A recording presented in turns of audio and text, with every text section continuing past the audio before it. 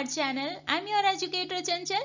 हम कोशिका विभाजन पढ़ रहे हैं। तो जैसा कि मैंने लास्ट लेक्चर में भी बताया था कि कोशिका का जो विभाजन होता है वो दो तरह से हमें देखने को मिलता है मुख्यतः। एक होता है समसूत्री विभाजन जिसे माइटोसिस भी कहते हैं, और दूसरा होता है अर्धसूत्री विभाजन जिसे मियोसिस कहा जाता है। तो लास्ट लेक्चर में हमने समसूत्री विभाजन के बारे में पढ़ा था, वो भी बहुत इंटरेस्टिंग लेक्चर है, आप जरूर देख लीजिएगा। और आज हम अर्धसूत्री विभाजन पढ़ने वाले हैं, किस तरीके से ये विभाजन होता है, किन कोशिकाओं में देखने को मिलता है, और अर्धसूत्री विभाजन और समसूत्री विभाजन में क्या अंतर होता है। तो चलिए आज के लेक्चर की शुरुआत करते हैं। तो देखिए, अब सबसे पहले हम थोड़ा सा बेसिक समझ लेते हैं। विभाजन को समझने से पहले हमारे शरीर में जो कोशिकाएं होती हैं वो दो प्रकार की होती हैं, ठीक है। एक होती है कायिक कोशिका और दूसरी होती है जनन कोशिका, ठीक है। जनन कोशिका वो है जिसमें जनन देखने को मिलता है, जैसे कि अंड कोशिका जो मादा में होती है, शुक्राणु कोशिका जो कि नर में देखने को मिलती है, और कायिक कोशिकाएं वो होती हैं जिनमें जनन नहीं होता। तो अंड कोशिका और शुक्राणु कोशिका को छोड़कर जितनी भी कोशिकाएं हैं वो सभी कायिक कोशिका कहलाती है। ये ध्यान रहेगा। कायिक कोशिका में जो विभाजन होता है उसे समसूत्री विभाजन कहते हैं। कौन सा विभाजन? समसूत्री विभाजन। जबकि जनन कोशिका में जो विभाजन होता है इसे अर्धसूत्री विभाजन कहते हैं। ये हमेशा ध्यान रहे। समसूत्री विभाजन में क्या होता है, जैसा कि हमने देखा था, गुणसूत्रों की संख्या क्या होती है? समान होती है। यानी कि मानिए ये जनक कोशिका है, इसमें गुणसूत्र की जो संख्या रहेगी विभाजन के बाद में जो हमें देखने को मिलता है वो समान ही होती है। तो ये मेरी जनक कोशिका है और ये मेरी संतति कोशिका है। आप देख सकते हो इसके पास जितनी गुणसूत्र की संख्या है उतनी ही यहाँ देखने को मिल रही है, ठीक है। इस अवस्था को क्या कहते हैं? अगुणित अवस्था। वहीं अगर हम जनक कोशिका की बात करते हैं जहां अर्धसूत्री विभाजन हो रहा है, अर्ध का मतलब है आधा, तो यहां पर जो कोशिका होती है गुणसूत्रों में, मतलब कि जो संतति कोशिका होती है वहां पर गुणसूत्रों की संख्या जनक कोशिका की तुलना में आधी हो जाती है। तो यहां मानकर चलिए ये जनक कोशिका है, ये गुणसूत्र जो है वो नर का है, ये मादा का है, क्योंकि जो जनक कोशिका होती है उसमें क्या होता है, यही चीजें देखने को मिलती है। नर और मादा उन दोनों के गुणसूत्र देखने को मिलते हैं, युग्मक जहां बनकर आता है, ठीक है। तो ये जब विभाजन करती है तो हमें यहाँ पर ये 4 संतति कोशिका देखने को मिलती है। कितनी? 4 संतति कोशिकाएं देखने को मिलती हैं, और इसमें इस तरीके से जो है गुणसूत्र चला जाता है। अब ये तो थी मेरी जनक कोशिका, और यहां से जो संतति कोशिका बनी है आप देखिए इसके पास कितने गुणसूत्र हैं, यहाँ पर सिर्फ एक गुणसूत्र देखने को मिल रहा है, ठीक है। जबकि ये कैसी अवस्था थी? द्विगुणसूत्र अवस्था थी। यहाँ पर आप मुझे क्या है, 2 गुणसूत्र देखने को मिल रहे हैं, जबकि यहाँ पर एक ही है, तो आधी हो गई संख्या। ये चीज ध्यान रहेगी हमेशा। तो अब हम अर्धसूत्री विभाजन की बात करते हैं। सबसे पहले देखिए ये शब्द किसने दिया है, तो फॉर्मर और मूरे ने दिया है, ये आपको ध्यान रखना है। इसकी खोज किसने करी है? हार्टविग ने करी है। ये जनन कोशिकाओं में देखने को मिलता है, हमेशा ध्यान रहे। कायिक कोशिकाओं में जो होता है उसे समसूत्री विभाजन कहते हैं। विशिष्ट प्रकार का कोशिका विभाजन है जिसमें अगुणित संतति कोशिकाओं में गुणसूत्रों की संख्या आधी रह जाती है। जैसा कि मैंने बताया कि ये जो मेरी जनक कोशिका है ये द्विगुणित अवस्था में होती है। द्विगुणित यानी 2 गुना, तो 2 गुणसूत्र है यहाँ पर, और संतति कोशिका अगुणित अवस्था में होती है, यानी कि सिर्फ ये आधी संख्या रह जाती है। यहाँ पर 2 है, यहाँ पर सिर्फ 1 ही हो जाता है, ठीक है, ध्यान रहेगा। आगे देखिए, अर्धसूत्री विभाजन से अगुणित अवस्था उत्पन्न होती है, निषेचन होता है, वापस द्विगुणित आ जाती है। कैसे? देखो, ये मेरी जनक कोशिका थी, द्विगुणित अवस्था में थी, इसने विभाजन किया, एक संतति कोशिका मैं ले रही हूँ, 4 बनती, इनमें से एक लेते हैं। अब ये क्या करेगी? दोबारा दूसरी से निषेचन करेगी और क्या होगी? वापस से द्विगुणित अवस्था आ जाएगी। फिर इसमें विभाजन होगा, संतति कोशिका बनेगी, फिर वो किसी से निषेचन करेगी और वापस से द्विगुणित अवस्था आ जाएगी। तो इस तरीके से ये प्रक्रम क्या है? चलता रहता है। आया समझ में? अब देखिए, अर्धसूत्री विभाजन को विषम रूपी विभाजन कहा जाता है। आप ये हमेशा ध्यान रखिएगा। विषम रूपी से क्यों करें? क्योंकि इसमें क्या है, जनक कोशिका से जो संतति कोशिका में गुणसूत्रों की संख्या है वो आधी हो जाती है, ठीक है। दो चरणों में हमें ये देखने को मिलता है, प्रथम अर्धसूत्री विभाजन और द्वितीय अर्धसूत्री विभाजन। ठीक है, प्रथम अर्धसूत्री विभाजन जो होता है इसे न्यूनकारी विभाजन कहते हैं। न्यूनकारी विभाजन इसे इसलिए कह रहे हैं क्योंकि यही अवस्था है जिसमें गुणसूत्रों की संख्या क्या है, कम हो जाती है। ठीक है, इसमें भी 4 अवस्थाएं होती है, पूर्वावस्था प्रथम, मध्यावस्था प्रथम, पश्चावस्था प्रथम और अंत्यावस्था प्रथम।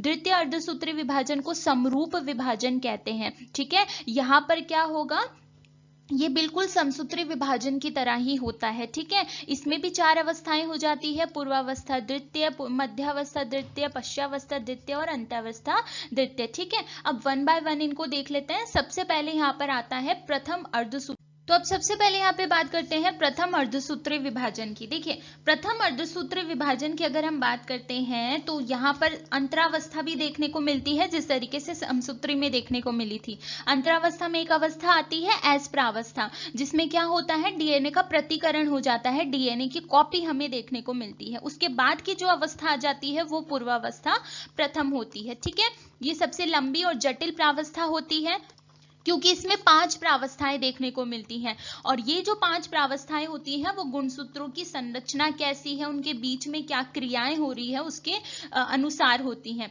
इसमें सबसे पहली अवस्था आती है तनुपट अवस्था, जिसे हम क्या कहते हैं, लैप्टोटीन भी कहते हैं। तनुपट अवस्था या लैप्टोटीन, इसमें क्या होता है कि धागेनुमा संरचना हमें देखने को मिलती है गुणसूत्रों की। कैसी है, धागेनुमा, लंबे पतले धागेनुमा संरचना। तो जैसे ये मेरा एक गुणसूत्र कुछ इस तरीके से है, ठीक है, और ये दूसरा गुणसूत्र मेरा कुछ इस तरीके से मुझे देखने को मिल जाता है। 2 अलग अलग कलर क्यों करे हैं, ये तो आपको पता होगा कि भाई एक गुणसूत्र जो है वो नर का है यहाँ पर, और दूसरा जो है वो मादा का है। ठीक है, तो ये क्या है, लैप्टोटीन में ये 2 गुणसूत्र मुझे इस तरीके से देखने को मिल जाते हैं, लंबे धागे नुमा। अब उसके बाद की जो अवस्था आती है वो होती है युग्मपट अवस्था। युग्मपट अवस्था जिसे हम जाइगोटीन भी कहते हैं।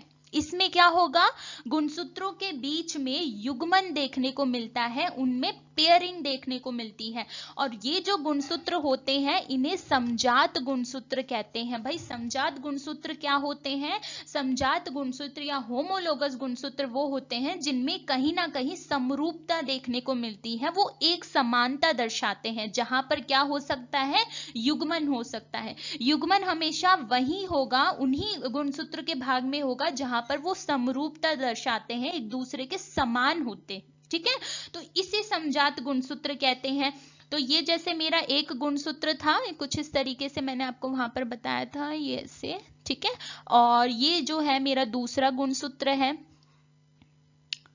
तो अब यहाँ पर क्या होगा, जहां जहां समरूपता दिखाई देगी वहां वहां एक दूसरे के साथ में क्या करेंगे, युग्मन कर लेंगे। ठीक है, जुड़ जाएंगे एक तरीके से।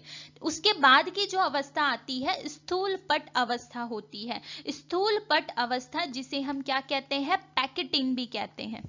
क्या कहते हैं, पैकेटिन भी कहते हैं। अब यहाँ पर क्या होगा, युग्मन जब हो जाएगा तो गुणसूत्र जो है वो एक दूसरे के विपरीत आकर लग जाएंगे। ठीक है, और कौन सी अवस्था बना लेंगे, युगल अवस्था बना लेंगे। युगल अवस्था में क्या है, जैसे मानिए ये मेरा जो एक गुणसूत्र कुछ इस तरीके से था, है ना, और ये दूसरा गुणसूत्र कुछ इस तरीके से था, तो ये गुणसूत्र क्या है, स्थूल पट के रूप में आ जाएंगे, एक दूसरे के साथ जो है ये यूं जुड़ जाएंगे।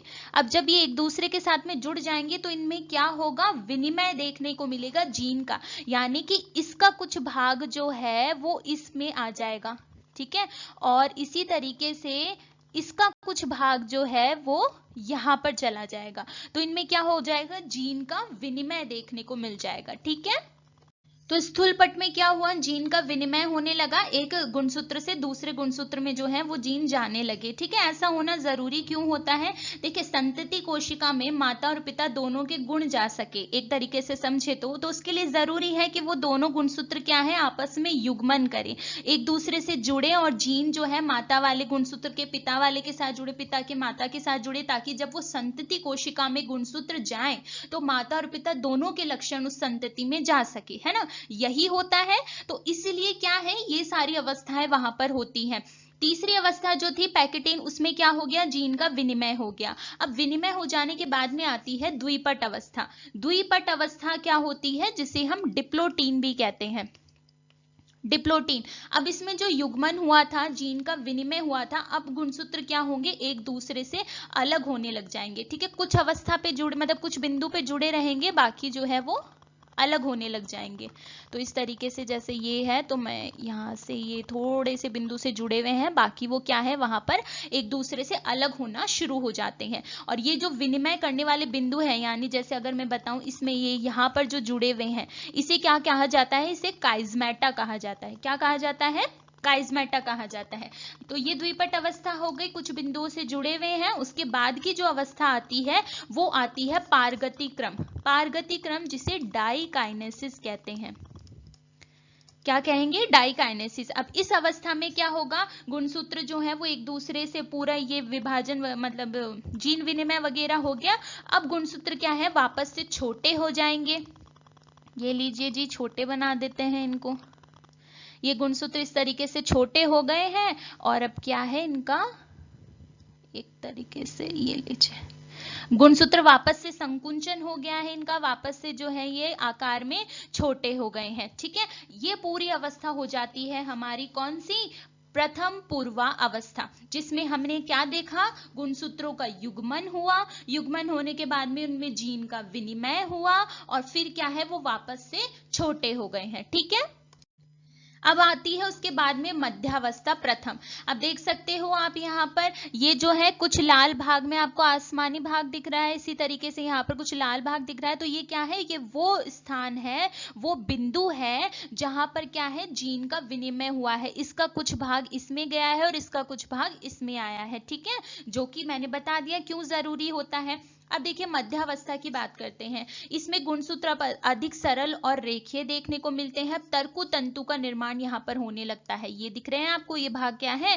तर्कु तंतु का निर्माण होने लगता है। युगली गुणसूत्र जो है वो मध्य रेखा पर बीच में आकर जो है, ये आपको दिख रहा है, व्यवस्थित हो जाते हैं। ठीक है, विपरीत ध्रुवों के तर्कु तंतु की शुष्क नलिकाएं जो है वो इनके काइनेटोकोर से, ये जो बीच वाला भाग होता है इसे काइनेटोकोर कहते हैं, यहाँ पर आकर वो जुड़ जाती है। अब क्या करेंगी, वो वही इनको अलग अलग खींचेंगी। ठीक है, मध्यावस्था में तो आप हमेशा ध्यान रखना कि क्या होगा, तर्कु तंतु बनेंगे, इनको जो है एक एक भाग से पकड़ लिया जाएगा दोनों ध्रुवों से, और इनको मध्य पट्टिका में बीच में जो है अरेंज कर दिया जाता है, व्यवस्थित कर दिया जाता है। ठीक है, अब इसके बाद में आती है पश्चावस्था प्रथम। पश्चावस्था प्रथम वही होगा, गुणसूत्र क्या होंगे, एक दूसरे से अलग होंगे।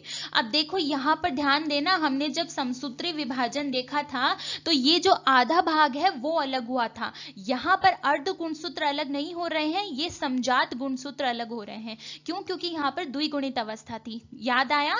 ठीक है, तो समसूत्री गुणसूत्र जो है क्या होते हैं, यहाँ पर अलग हो जाते हैं। संतति गुणसूत्र, यहाँ पर गुणसूत्र बिंदु से जुड़े हुए हैं, तो देखो ये जो है एक दूसरे से अलग हो गए, दोनों क्या है, विपरीत ध्रुव पर चले जाते हैं। ठीक है, उसके बाद में हमारी आती है अंत्यावस्था प्रथम। इसमें क्या है, पूरी तरीके से विपरीत ध्रुव पर चले गए हैं, देख सकते हो आप, पूरी तरीके से विपरीत ध्रुव पर चले गए। केंद्रक कला वापस से बन गई, दिख रहा है आपको, केंद्रक कला यहाँ पर वापस बन गई, केंद्रिका भी बन गई। इस अवस्था को क्या कहते हैं, द्विक कहते हैं। देख रहे हो, दो भाग इसमें बनकर आ जाते हैं, दोनों जो है अलग अलग गुणसूत्र वहां पर दोनों ध्रुवों पर चले गए, केंद्रक कला ने इनको घेर लिया है। ठीक है, ये अवस्था अंत्यावस्था प्रथम तक यहाँ पर हमारा प्रथम अर्धसूत्री विभाजन हो जाता है। इसके बाद में क्या होता है, कोशिका द्रव का विभाजन भी हो जाता है। केंद्रक विभाजन हो गया, उसके बाद में क्या होगा, कोशिका द्रव का विभाजन भी हो जाता है। ठीक है, जिससे क्या होगा, ये अलग अलग द्विक अवस्था हमें देखने को मिल जाएगी। अब इसके बाद में आती है द्वितीय अर्धसूत्री विभाजन, जिसमें वही प्रथम अवस्था कौन सी होगी, पूर्वावस्था प्रथम। इसमें क्या होगा कि वो जो दोनों गुणसूत्र ध्रुवों पर चले गए थे वो क्या है, यहाँ पर अलग अलग हो जाएंगे, द्विक अवस्था वहां पर देखने को मिल जाएगी। उसके बाद में वही मध्यावस्था द्वितीय आएगी, जिसमें क्या होगा, ये जो है विपरीत ध्रुवों पर ये जो है अर्ध गुणसूत्र वो अब अलग होंगे। यहां तक तो क्या था, समजात गुणसूत्र अलग हुए थे। ठीक है, यहां पर क्या होगा, जो अर्ध गुणसूत्र हैं वो अलग हो जाएंगे। ठीक है, यहां पर तो जैसे ये है, ये गुणसूत्र अलग हुए थे, यहाँ पर क्या होगा, ये भाग अलग होना शुरू होगा। तो उसके लिए क्या है, मध्यावस्था द्वितीय आई है, तो ये क्या है, बीच की जो पट्टी होती है, मध्य पट्टी, वहां पर आकर जुड़ मतलब वहां पर आकर व्यवस्थित हो जाएंगे।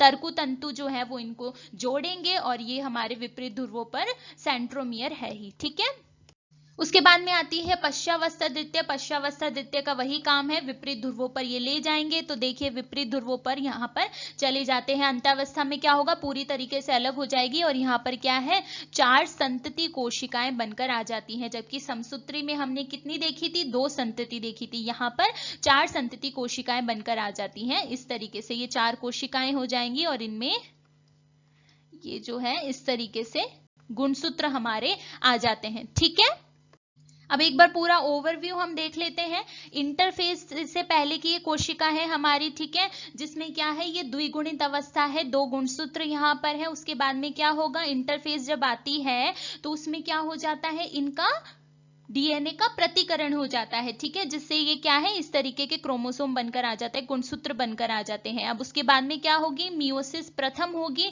मियोसिस प्रथम यानी अर्धसूत्री, जो प्रथम अर्धसूत्री विभाजन है वो होगा। उसके बाद में क्या है, ये 2 कोशिकाएं इस तरीके से बनकर आ जाएंगी। इनमें देख सकते हो आप, कुछ भाग लाल है, कुछ नीला है, यानी युग्मन हुआ। युग्मन के बाद में क्या है, जीन का विनिमय हुआ और वो एक दूसरे से फिर अलग हो जाती हैं। उसके बाद में जब यहाँ पर द्वितीय विभाजन होता है, अर्धसूत्री विभाजन, तो ये 4 कोशिका बनकर आ जाती है, जिसमें इस तरीके से अगुणित अवस्था होती है। ठीक है, तो यहाँ पर देखो, यहाँ पर किस अवस्था में थी और यहाँ पर किस अवस्था में, देख सकते हो यहाँ पर द्विगुणित अवस्था थी।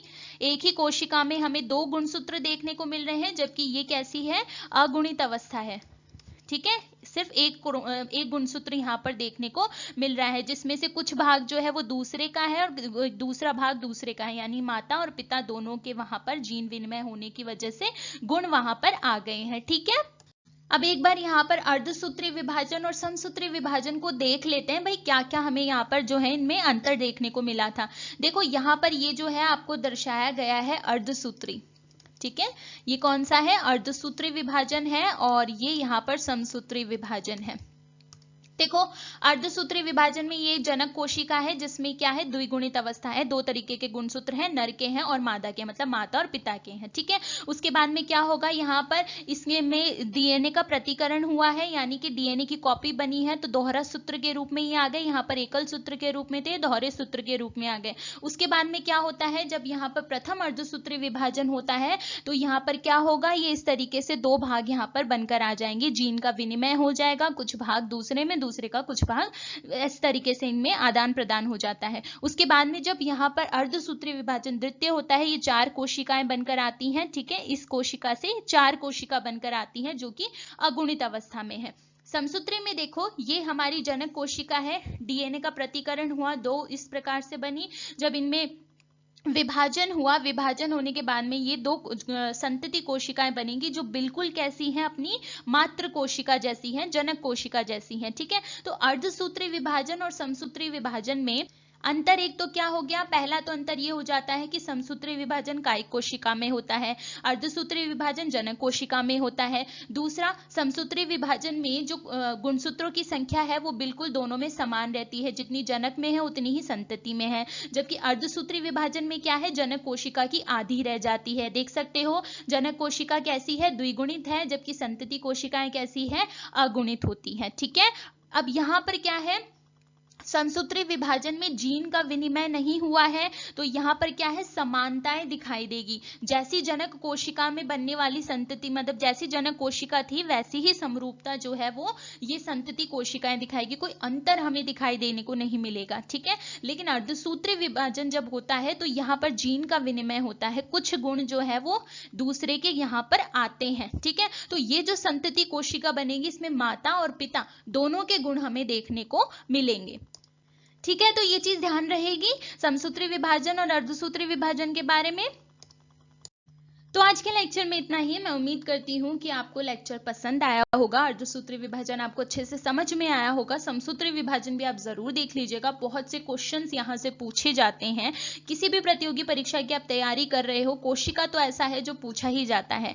और हाँ, कमेंट में मुझे ये जरूर बता दीजिएगा कि आप चाहते हैं एक अलग लेक्चर हो जाए समसूत्री और अर्धसूत्री विभाजन में अंतर क्या क्या होते हैं उनको लेकर, तो मैं वो भी बना दूंगी। जरूर बताना, लाइक कर देना, शेयर कर देना, सब्सक्राइब जरूर कर लेना। और अगला लेक्चर जो होगा वो प्रश्नों का होगा। कोशिका के बारे में हमने जितना भी पढ़ा है उसके प्रश्न मैं वहां पर आपको प्रैक्टिस कराऊंगी। तो सारे लेक्चर आप अच्छे से जरूर देख लीजिएगा, उनको याद कर लीजिएगा, ताकि आप जब प्रैक्टिस करें क्वेश्चंस की तो आपका स्कोर अच्छा रहे। ठीक है, so do not forget to like, share, comment, subscribe and stay tuned for upcoming interesting lectures. Thank you.